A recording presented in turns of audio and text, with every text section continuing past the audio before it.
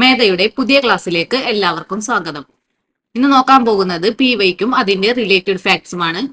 First question, the birthplace of the cooperative movement in the world. Answer option C, England. England അറിയപ്പെടുന്നത് birthplace of cooperative movement in the world. ഇതാണ് question ആയിട്ട് ചോദിച്ചത്. Cradle of cooperative movement എന്നറിയപ്പെടുന്നതും England ആണ്. Birthplace of store മൂവ്മെന്റും England ആണ്. Mecca of cooperation, ഇംഗ്ലണ്ടിനെയാണ് Mecca of cooperation എന്ന് അറിയപ്പെടുന്നത്. Birthplace of consumer cooperatives എന്ന് പറഞ്ഞാലും ഇംഗ്ലണ്ട് തന്നെയാണ്. Friendly society wear started in England. ഇംഗ്ലണ്ടിലാണ് ഫ്രണ്ട്ലി സൊസൈറ്റി സ്റ്റാർട്ട് ചെയ്തത്. Holyoake House is the headquarters of cooperative union in England. ഇംഗ്ലണ്ടിലെ cooperative യൂണിയന്റെ ഹെഡ്ക്വാർട്ടേഴ്സ് ആണ് ഹോളിയോക്ക് ഹൗസ്.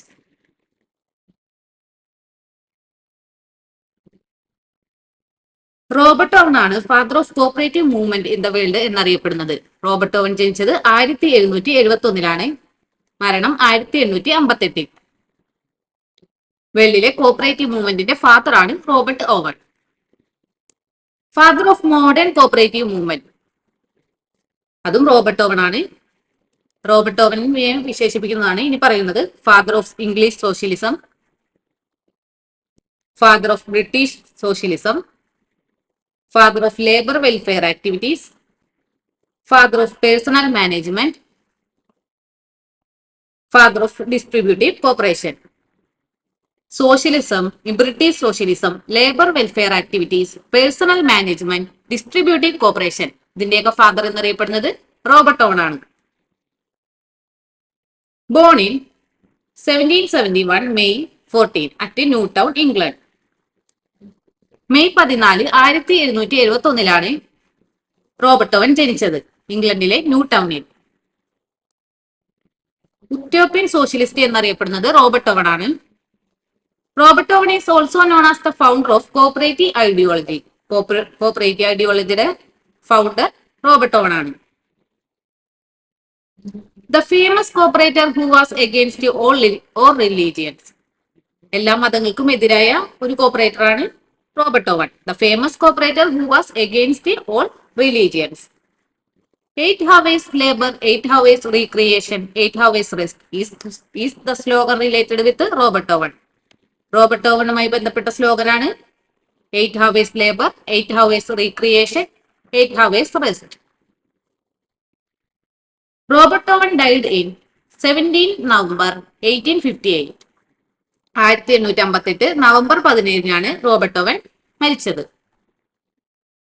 നമുക്ക് ഇനി നെക്സ്റ്റ് ക്വസ്റ്റ്യൻ നോക്കാം. Standard quantity minus actual quantity into standard price. Answer option A, material usage variance. Material usage variance is the difference between standard quantity specified for actual production and the actual quantity used at the standard purchase price. Actual പ്രൊഡക്ഷന് വേണ്ടിയിട്ടുള്ള ഒരു standard ക്വാണ്ടിറ്റിയും actual production എത്രയാണോ actual quantity ആയത് അതും standard purchase price തമ്മിലുള്ള difference ആണ് material usage variance. Material usage variance കാണാനുള്ള equation standard quantity minus actual quantity into standard price. ഒന്നുകൂടി പറയാം, standard quantity minus actual quantity into standard price. അതായത് SP minus AP into AQ. മറ്റൊരു option ആയിരുന്നു material price variance. Material price variance is the difference between the standard price and the actual price for the actual quantity of materials used for production. Material price variance എന്ന് പറഞ്ഞാൽ standard പ്രൈസും actual പ്രൈസും തമ്മിലുള്ള difference ആണ് production വേണ്ടി use ചെയ്യുന്ന actual ക്വാണ്ടിറ്റിയും. അതിന്റെ difference ആണ് material price variance. Material price variance കാണാനുള്ള equation standard price minus actual price into actual quantity. Standard price minus actual price into actual quantity. SP minus AP into AQ. Standard price എന്ന് പറഞ്ഞാൽ the expected or budgeted cost per unit of material. Per unit of മെറ്റീരിയലിന് എത്രയാണോ expect ചെയ്തിരിക്കുന്നത് അതാണ് standard price. Actual price എന്ന് പറഞ്ഞാൽ the amount actually paid per unit of material. Per യൂണിറ്റിന് എത്രയാണോ ആക്ച്വലി പെയ്ഡ് ചെയ്യുന്നത് അതാണ് actual price. Actual quantity the total amount of material actually purchased. എത്രയാണോ ടോട്ടൽ മെറ്റീരിയൽ പർച്ചേസ് ചെയ്തത് അതിന്റെ എമൗണ്ട് ആണ് ആക്ച്വൽ ക്വാണ്ടിറ്റിയിൽ വരുന്നത്. ഇപ്പൊ മെറ്റീരിയൽ പ്രൈസ് വേരിയൻസ് കാണാനുള്ള equation standard price minus actual price into actual quantity. Next ആണ് material cost variance. The difference between standard cost of direct materials specified for production and the actual cost of direct material used in production is known as direct material cost variance. Direct materialsന്റെ standard കോസ്റ്റും actual കോസ്റ്റും തമ്മിലുള്ള difference ആണ് material cost variance. Material cost variance കാണാനുള്ള equation standard cost minus actual cost. Next ആണ് material mix variance. Material mix variance കാണാനുള്ള equation revised standard quantity minus actual quantity into standard price. Revised standard quantity minus actual quantity into standard price. അതാണ് material mix variance കാണാനുള്ള equation. Next question നോക്കാം. The apex level institution of the consumer movement in Kerala. കേരളത്തിൽ option B consumer fed.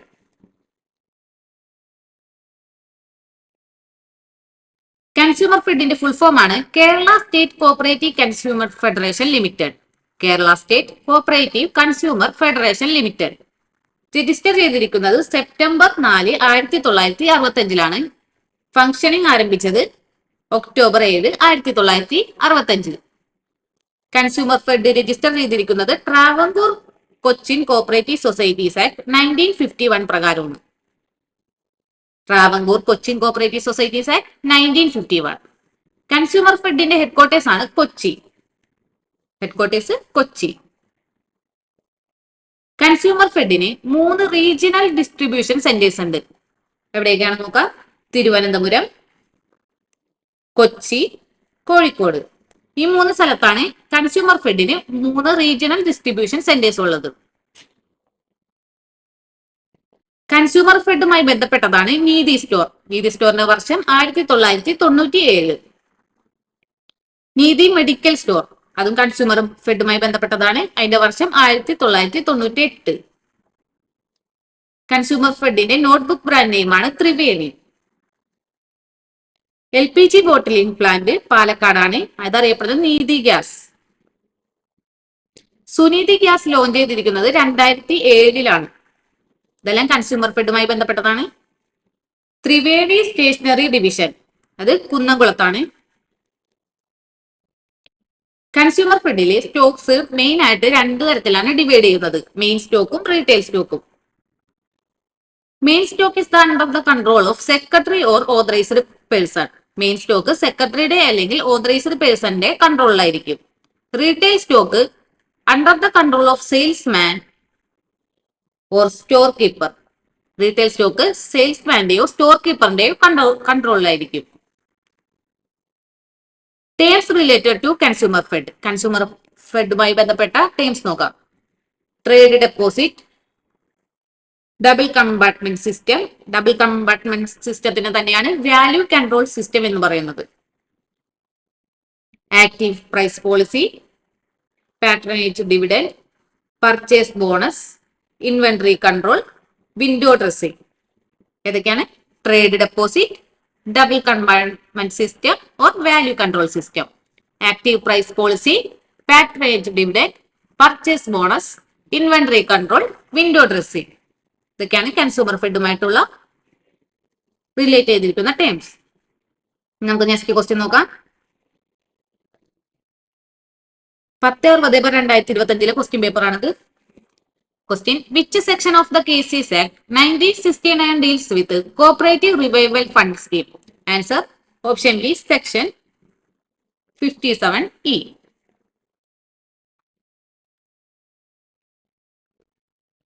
ഇത് chapter 7 properties and funds of cooperative സൊസൈറ്റിയിൽ നിന്നുള്ള section ആണ്.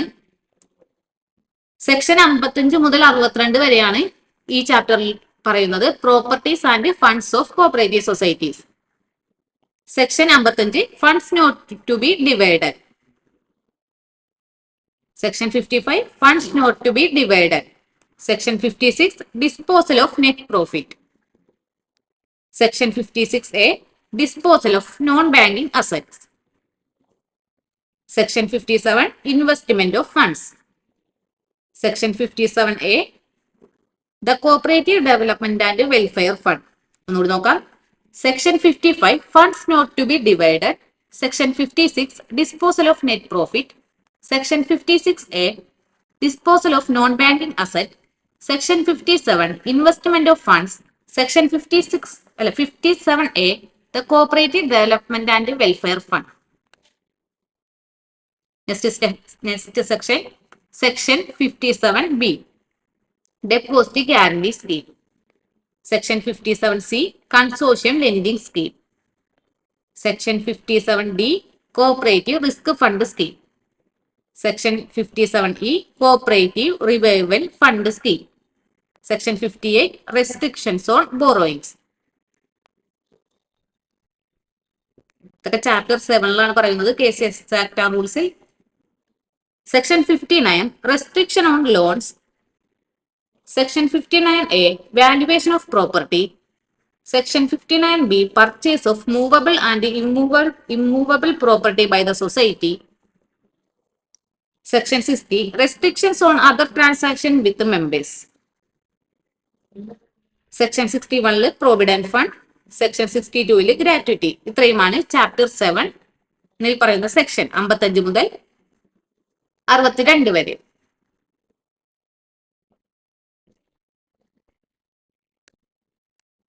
Next question നോക്കാം. Section 131 of negotiable instrument act extend protection to the answer option B collecting bank.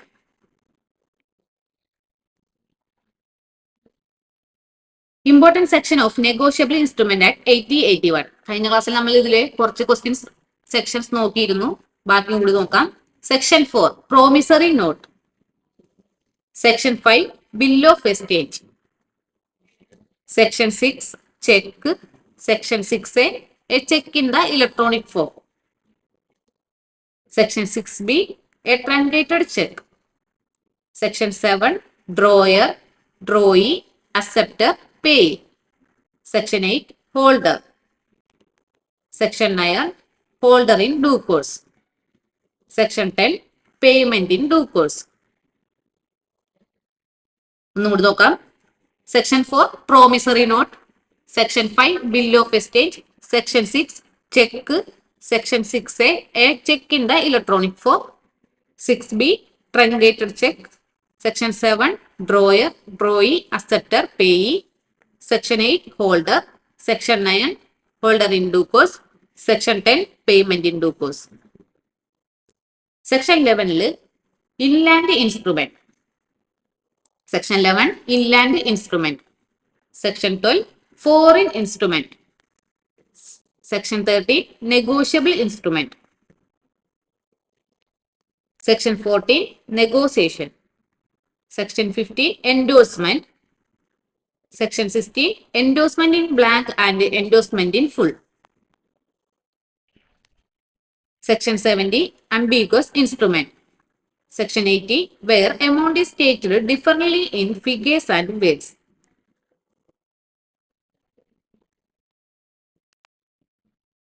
Section 90 instruments payable on demand.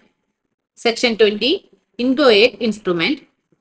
Section 21 at site or after site instrument. Section 22 maturity or days of grace. Section 123 general crossing ആണ്. Section 124 special crossing. ഇത് രണ്ടും important ആണ്. Section 127 double crossing. Section 128 payment in due course of crossed check. Section 131 protection for collecting bank. ഇതാണ് question ആയിട്ട് ചോദിച്ചത്. Section 123 general crossing. Section 124 special crossing, section 127 double crossing, section 128 payment in due course of closed cheque, section 131 protection for collecting banker. ഇന്ന് ഇത്രയുമാണ് നോക്കുന്നത്. Thank U.